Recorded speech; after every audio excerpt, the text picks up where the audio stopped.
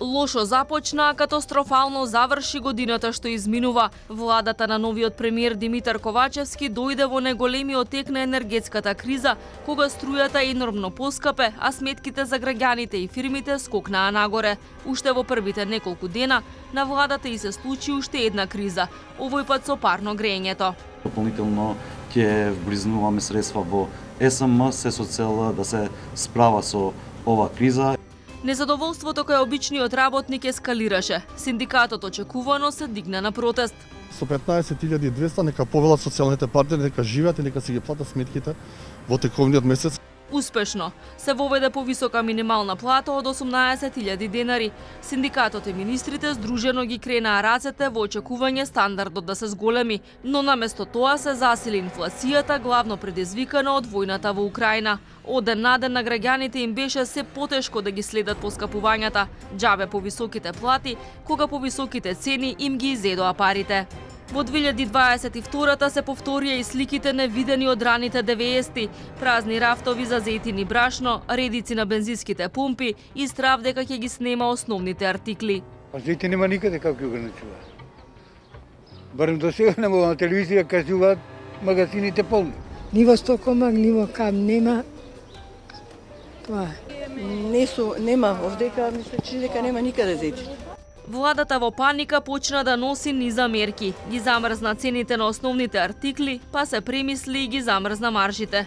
Но ова не го даде посекуваниот ефект. Трговците почнаа да калкулираат. Властите обвинуваа за воено профитирство, но слабо казнуваа. Не можеме да прифатиме дека цената може за 24 часа да порасне за 20%. Се по плиткиот джеп очекувано ги дигна работниците повторно на протести за поголеми плати.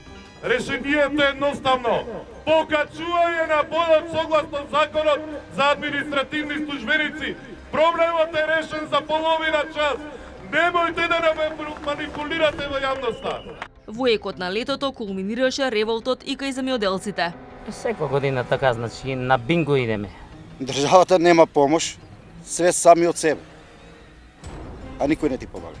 Производната цена е дупло помала од откупната цена. И кој може да обстоја?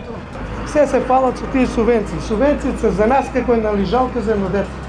Субвенциите нека ги прекинат на нула, а нека направат интензивен откуп на оризо и по реална цена. Нити имаме здравство, нити имаме пензиско, секој ден пропаѓаме во долгови.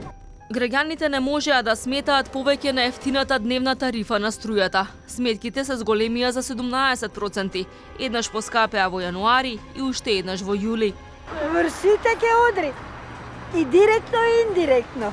Струјата е алармантна, а не знам како ќе биде, дали ќе ја имаме. Ки се сноѓаме, до сега сме се сноѓале, ки се сноѓаме. Јас плаќам на повеќе места и удира врз мене све. Додека цените растеа, бизнисот алармираше, бараше помош, особено за што поевтина струја. Ние сме доведени во позиција да плаќаме исти сметки за струја како бизнис, како струјата што е во Германија. А заработката, а приходите, а профитабилноста која што може да се испита е поразителна. Клуч наврата им се закануваше на фирмите. Бизнисот никако не можеше да разбере зошто се штеди токму на оние што го полнат буџетот. Ако владата не интервенира и не помогне во оваа ситуација, ние немаме друго решение да се дожекаме. Ама се надеваме дека нема да дојде до тоа. Времето газеше, но владата тактизираше. Ужасно се доцнеше со се. Секогаш имаме план за најлошото сценарио. И имаме конкретен план и у детали план. Ако се случат аварија, непогоди или пак не знам што.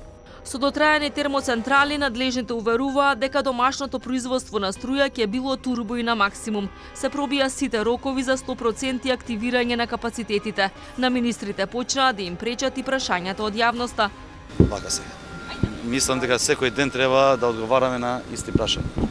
Во потрага по газ, јаглен, мазут и струја, владата во 5 до 12 конечно се разбуди и тргна во роучоу во потрага по енергенси, со ограничен успех.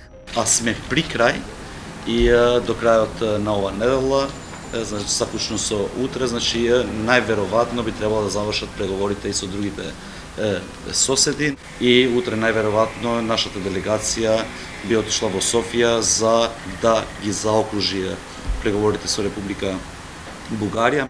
По 8 месеци молење откако поскапе се, владата се смилува и ја субвенционираше струјата, но не за сите компании. Сепак цените не се намалија.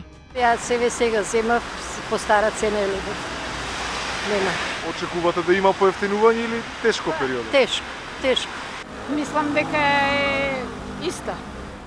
И на крајот на годината, наместо подадена рака, сатар од владата за бизнисот. Со даночна реформа им ги укина олеснувањата, но и најави кризен данок, односно данок на екстра профит. Зголемените давачки се камуфлираа со поскапи перки од ајкула и поевтини хигиенски влошки. Имате за тартуфи 5%, имате за други екзотични производи, има за морски кучиња и морски мачки, имате и такви производи што во земјата ние никогаш не сме ги виделе, а е по 5% да.